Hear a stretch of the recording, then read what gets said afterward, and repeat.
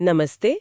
आज हम supreme court के एक बहुत ही चर्चित और सोचने पर मजबूर करने वाले मामले पर बात कर रहे हैं। हाँ, ये है कस्तूरीलाल रलियाराम जैन बनाम उत्तर प्रदेश राज्य 1964 का मामला। ये केस ना एक अजीब सी कानूनी पहेली है। मतलब सरकार की गलती है, नागरिक का नुकसान हुआ है, पर सवाल ये कि क्या सरकार की जिम्मेदारी बनती है? बिल्कुल। कहानी शुरू होती है सितंबर 1947 से। मेरठ की बात है।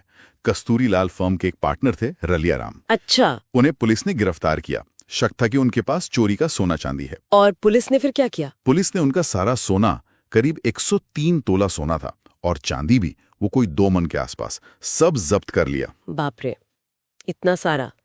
फिर चांदी तो शायद वापस मिल गई थी, है ना? हाँ, चांदी तो बाद में मिल गई, लेकिन वो सोना पुलिस के माल खाने से ही गायब हो गया। क्या? माल खाने से कैसे? पता चला कि जो हेड कांस्टेबल इंचार्ज था, मोहम्मद आमिर, वो सोना लेकर पाकिस्तान भाग गया। ओह, तो फिर रलियाराम जी ने केस किया होगा सरकार पर। जाहिर सी बात है, सोने की कीमत के लिए उत्तर प्रदेश सरकार पर मुकदमा किया।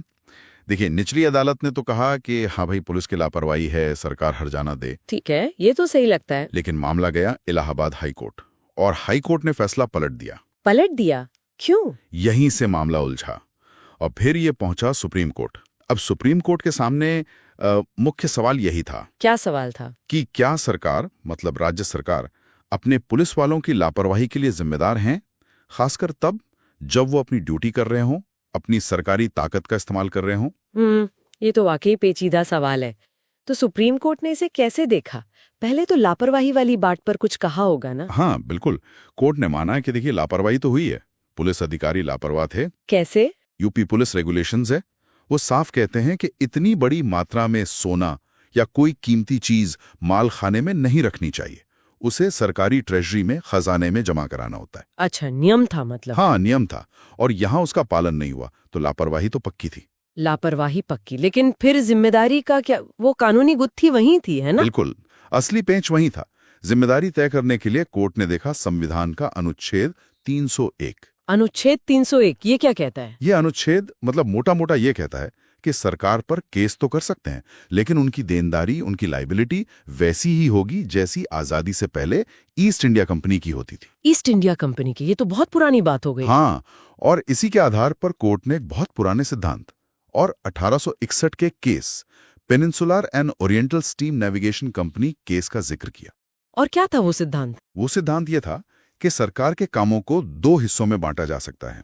एक होते हैं संप्रभु कार्य, यानी सॉवरेन फंक्शंस। संप्रभु कार्य? जैसे कानून व्यवस्था बनाना, न्याय देना, सेना रखना, दूसरे देशों से संधि करना, मतलब वो काम जो सिर्फ सरकार ही कर सकती है, कोई प्राइवेट आदमी या कंपनी नहीं। ठीक है, और दूसरे होते हैं गैर संप्रभु कार्य, यानी नॉन सॉवरेन फंक्शंस। ये वो काम हैं जो कोई प्राइवेट एंटिटी भी कर सकती है, जैसे मान लीजिए सरकार कोई फैक्ट्री चला रही है या बस सर्विस चला रही है। अच्छा, तो इस केस में पुलिस का काम कौन सी श्रेणी में आया? कोर्ट ने कहा कि पुलिस का काम, जैसे किसी को गिरफ्तार करना, तलाशी लेना, सामान जब्त करना, ये सब संप्रभु कार्य हैं। ये ताकतें कानून ने सिर्फ राज्य के अधिकारियों को दी हैं। तो इसका मतलब क्या हुआ? इसका मतलब ये हुआ, उस पुराने सिद्धांत के हिसाब से, कि अगर संप्रभु कार्य करते हुए सरकारी कर्मचारी से कोई गलती हो जाए, कोई लापरवाही हो जाए, तो सरकार उसके लिए कानूनी तौर पर जिम्मेदार नहीं होगी। क्या मतलब? पुलिस की लापरवाही साफ है, सोना गायब हो गया और सरकार जिम्मेदार नहीं? हाँ, यही कोर्ट का निष्कर्ष था। ये उस विद्यावती वाली केस से अलग था। हाँ, वो जिसमें सरकारी जीप से एक्सीडेंट हुआ था। बिल्कुल।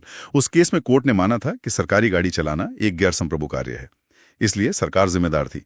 पर यहाँ पुलिस अपनी खास शक्तियों का इस्तेमाल कर रही थी, जो संप्रभु कार्य माना गया। तो आखिर में कस्तूरीलाल जी को कुछ नहीं मिला, लापरवाही साबित होने के बाद भी? नहीं, उनका दावा खारिज कर दिया गया। ये सुनने में बहुत अजीब लगता है, और कोर्ट ने भी ये महसूस किया। कोर्ट ने भी माना? हाँ, कोर्ट ने फैसले में कहा कि यह स्थिति नागरिक के लिए ठीक नहीं है, असंतोषजनक है, और उन्होंने सुझाव दिया कि हमारी संसद को कानून बनाना चाहिए, जैसे इंग्लैंड में क्राउन प्रोसीडिंग्स एक्ट है, जिससे ऐसे मामलों में सरकार की जवाबदेही तय हो सके। तो ये फैसला कहीं न कहीं एक अधूरी कहानी छोड़ गया। बिल्कुल, ये हमें सोचने पर मजबूर करता है कि राज्य की शक्तियां और नागरिकों के प्रति उसकी जिम्मेदारियों के बीच ये संतुलन कितना मुश्किल है। और अंत में एक बड़ा सवाल भी है ना। हाँ, सवाल ये है कि आज के जमाने में जब हम कल्याणकारी राज्य की बात करते हैं, वेलफेयर स्टेट की, जहां सरकार इतने तरह के काम करती है, क्या ये संप्रभु प्रतिरक्षा वाला सिद्धांत कि सरकार कुछ कामों के लिए जिम्मेदार नहीं होगी, क्या ये आज भी सही है या इसे बदलने की जरूरत है, जैसा खुद सुप्रीम कोर्ट ने लगभग 60 साल पहले इशारा किया था? सोचने वाली बात है।